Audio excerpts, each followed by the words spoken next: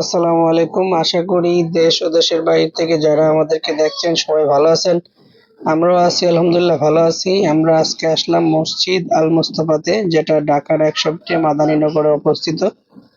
এটা একটা সৌন্দর্যমণ্ডিত মসজিদ, যেখানে হাজার হাজার মানুষ একসাথে ১১,০০০ মানুষ নামাজ পড়তে পারে।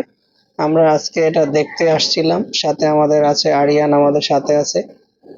আরিয়ানকে নিয়ে দেখতে আসলাম। সে এখানে এসে সব জায়গাগুলো ঘুরে ঘুরে দেখতেছে এবং আনন্দ উপভোগ করতেছে।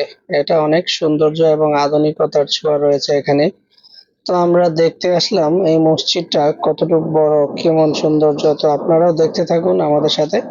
আর এখানে হাজার হাজার মানুষ সিরিয়াল ধরে আসতেছে নামাজ পড়ার জন্য। দেখেও একটা মহা আনন্দ উপভোগ করলাম আমরা। সাথে ওসামা ছিল আমাদের সাথে।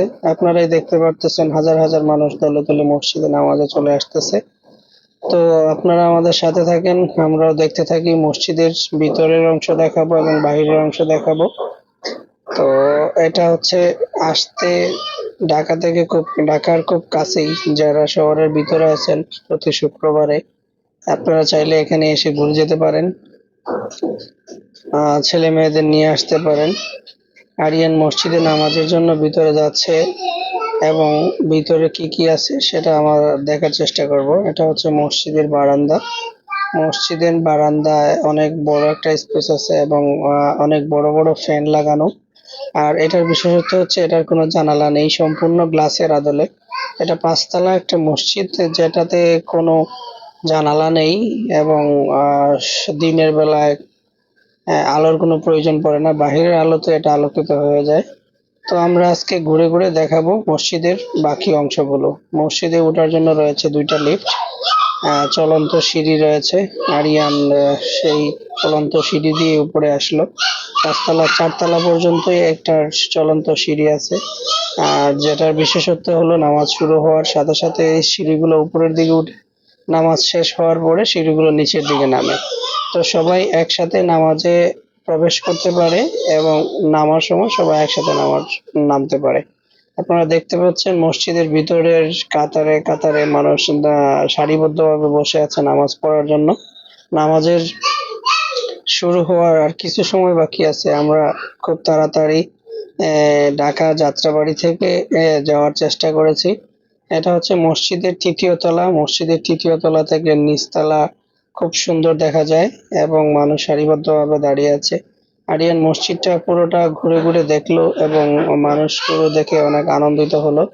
এবং মসজিদের সৌন্দর্য এবং মসজিদের চতুর্দিকের যে নান্দনিক ডিজাইন, তা খুবই মনোমুগ্ধকর। এটা হচ্ছে মসজিদের গম্বুজ। আর ৪ তলা থেকে ৫ তলা থেকে একবারে নিচতলা পর্যন্ত সুন্দর দেখা যায় এমন একটা ডিজাইন করা হয়েছে এটাতে। আর কাবা শরীফের আদলেই এটা ডিজাইন করা হয়েছে। এর সামনের সাইডটা দেখতে অবশ্য কাবা শরীফের সামনের সাইডের মতো দেখা যায়। তো আপনারা দেখতেই পাচ্ছেন এটা হচ্ছে ৩য় তলা থেকে মসজিদের নিচতলা এবং ২ তলা ৩ তলা উপরে ৪র্থ তলাটা এখনো ফাঁকা আছে। প্রচুর মানুষ ধরে, প্রায় ১১,০০০ মানুষ একসাথে নামাজ পড়তে পারে এখানে। মসজিদের গম্বুজটা উপরে অনেক বড় করে একটা গম্বুজ দেওয়া আছে। গম্বুজের মধ্যে এখানে একটা লাইট লাগানো হবে, যেটা এখনো লাগানো হয় নাই। প্রায় ৩০০ কোটি টাকা ব্যয়ে এই মসজিদটা নির্মাণ করা হয়েছে, যার উপর থেকে নিচ পর্যন্ত সবার একসাথে সব মেম্বার সহ ইমাম সাহেবকে দেখা যায়। এটা হচ্ছে চলন্ত সিঁড়ি নামার অবস্থা। আরিয়ান চলন্ত সিঁড়িতে একই সিঁড়িতে উঠা যায় এবং একই সিঁড়িতে নামাজের পরে নিচে নামা যায়। এটা হচ্ছে চলন্ত সিঁড়ি, নিচে নামতেছে আরিয়ান। নিচে নামার ভিডিওটা আপনারা দেখতে পারতেছেন। এখন আমরা মসজিদের সামনে যাব। এটা হচ্ছে মসজিদের বারান্দার সামনের সাইড। আমরা আপনাদের মসজিদের পুরো সাইডটা দেখানোর চেষ্টা করছি। এটা বাহিরের সাইড। এটা মসজিদ। দূর দূরান্ত থেকে মসজিদটি এসে আপনারাও দেখে যেতে পারেন। আশা করি আপনাদের সাথে ভালো লাগবে। সবাইকে ধন্যবাদ, ভালো থাকবেন। আসসালামু আলাইকুম।